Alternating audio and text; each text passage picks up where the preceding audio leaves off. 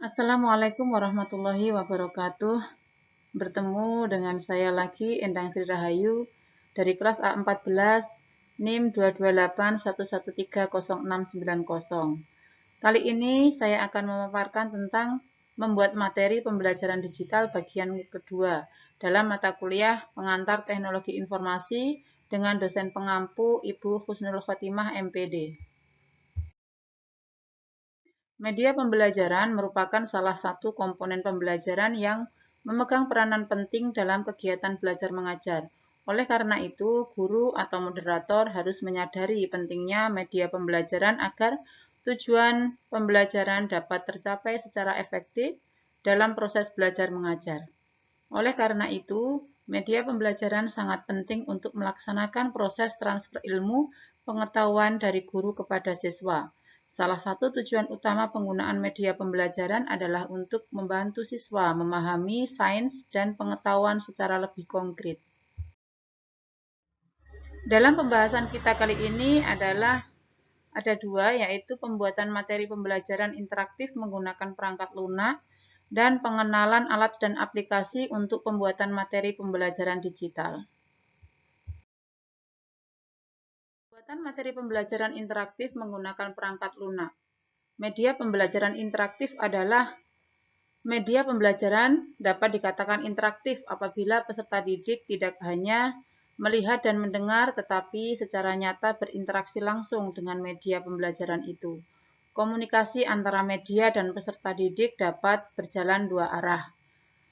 Menurut Searle dan Glasgow, media pembelajaran interaktif adalah suatu sistem penyampaian pengajaran yang menyajikan materi video rekaman dengan pengendalian komputer kepada penonton atau siswa yang tidak hanya mendengar, melihat video dan suara. Sedangkan perangkat lunak atau software. Perangkat lunak atau software adalah istilah khusus untuk data yang diformat dan disimpan secara digital, termasuk program komputer, dokumentasinya, dan berbagai informasi yang bisa dibaca dan ditulis oleh komputer. Dengan kata lain, bagian sistem komputer yang tidak berwujud. Kemudian ada aspek penilaian media pembelajaran. Ada tiga, yaitu yang pertama aspek rekayasa perangkat lunak, yang kedua aspek desain pembelajaran, yang ketiga aspek komunikasi visual.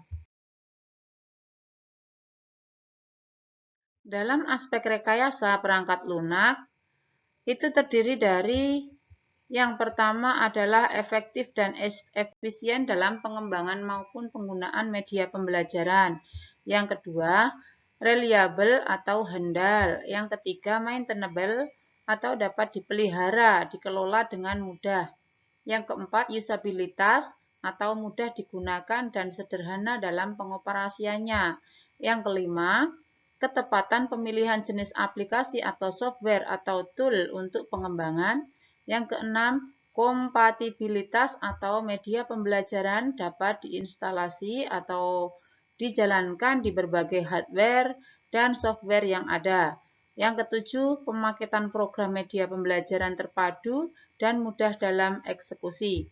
Yang kedelapan, dokumentasi program media pembelajaran yang lengkap meliputi petunjuk instalasi jelas, singkat, lengkap, troubleshooting, jelas, terstruktur, dan antisipatif, dan desain program jelas, antisipatif, menggambarkan alur kerja program.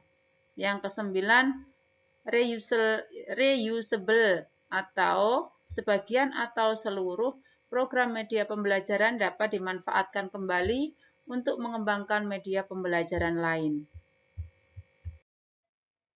Kemudian, dalam aspek desain pembelajaran terdapat yang pertama kejelasan tujuan pembelajaran atau rumusan dan realistis. Yang kedua, relevansi tujuan pembelajaran dengan SK atau KD kurikulum.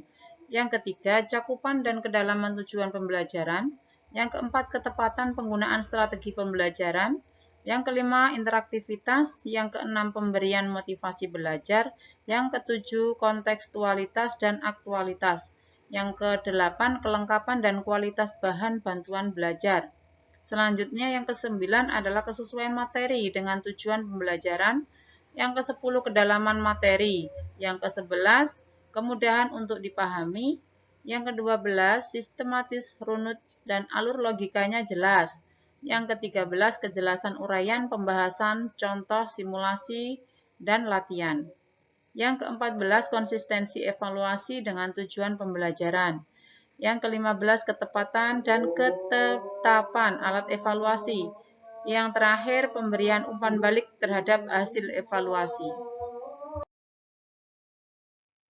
Lalu dalam aspek komunikasi visual, antara lain terdapat yaitu 1. Harus komunikatif, sesuai dengan pesan dan dapat diterima atau sejalan dengan keinginan sasaran. Yang kedua kreatif dalam ide berikut penuangan gagasan. Yang ketiga sederhana dan memikat.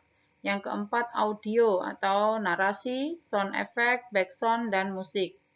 Yang kelima visual, meliputi layout desain, tipografi, dan warna. Yang keenam media bergerak, yaitu meliputi animasi dan movie.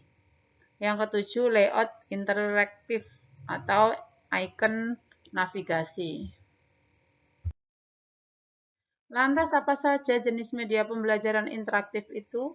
Ada 3 jenis media pembelajaran interaktif, yaitu media pembelajaran interaktif berbasis e-learning, media pembelajaran website, pendidikan, situs belajar online. Yang kedua media interaktif berbasis software. Yang ketiga media belajar berinteraktif berbasis aplikasi Android. Dan berikut ini adalah contoh media pembelajaran interaktif berbasis software. Di antaranya adalah 1. Rekentest, yang kedua Second Light, yang ketiga Animal for Kids, yang keempat Chinese Tollbook, yang kelima Digit, yang keenam Portable Balabolka, Tiny Piano, Celestia Portable, Holy Quran, Anatomy Illustrator, Bonelab, Smart Draw, Kamus Inggris Indonesia, dan Kamus Jawa Indonesia. Selanjutnya, langkah mudah dalam membuat media pembelajaran interaktif, yaitu 1. Membuat ide atau gagasan atau pemikiran. Yang kedua, menganalisis kebutuhan dan karakteristik siswa. Yang ketiga, merumuskan tujuan. Yang keempat, menentukan kerangka isi bahan pelajaran. Yang kelima, menentukan jenis media. Yang keenam, menentukan treatment dan partisipasi siswa. Yang ketujuh, membuat sketch atau storyboard. Yang kedelapan, menentukan bahan atau alat yang akan digunakan. Sementara itu, pengenalan alat dan aplikasi untuk pembuatan materi pembelajaran digital.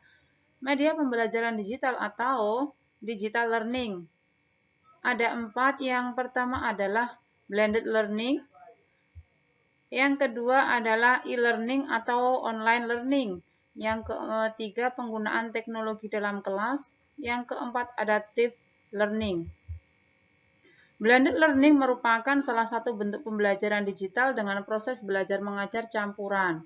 Kemudian online learning adalah proses belajar yang dilakukan secara virtual yang memungkinkan mahasiswa dan dosen untuk berada di lokasi yang berbeda.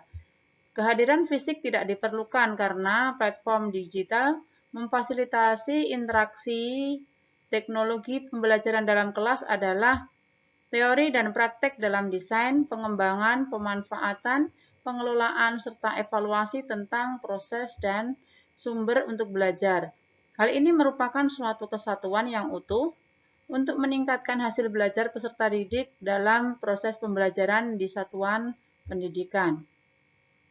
Yang terakhir itu adalah metode adaptive learning adalah suatu metode yang memberikan proses atau sebuah pelayanan atau pembelajaran sesuai dengan gaya yang dimiliki oleh seseorang.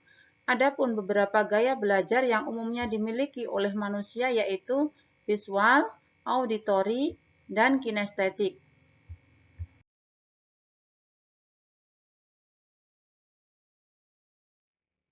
Apa saja aplikasi pembuatan materi pembelajaran digital? Di antaranya adalah yang pertama adalah aplikasi Canva, yang kedua aplikasi Powtoon, yang ketiga aplikasi Prezi, yang keempat aplikasi KineMaster, yang kelima aplikasi Assembler Edu. Kemudian, apa yang dimaksud dengan Canva? Aplikasi Canva merupakan salah satu aplikasi pengolah grafis atau visual yang cukup populer saat ini. Aplikasi Canva ini adalah aplikasi pengolah grafis berbasis cloud sehingga harus terhubung dengan internet jika akan menggunakannya.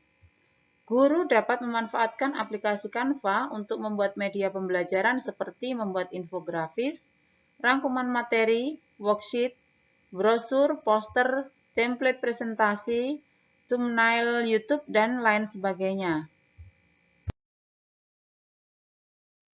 Kemudian, Powtoon adalah aplikasi presentasi dan video animasi interaktif dan dapat dimanfaatkan aplikasi Powtoon ini untuk mendesain media pembelajaran seperti presentasi, video animasi, infografis, bergerak, dan lainnya.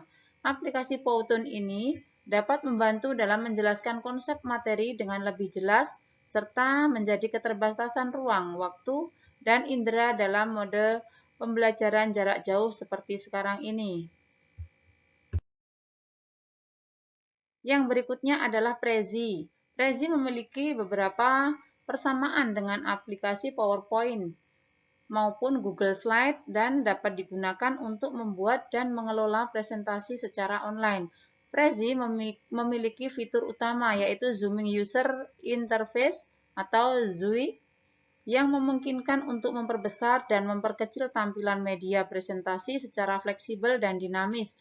Juga dapat memiliki penampakan tampilan presentasi dengan mode linear, yaitu presentasi yang memiliki karakteristik slide yang berurutan.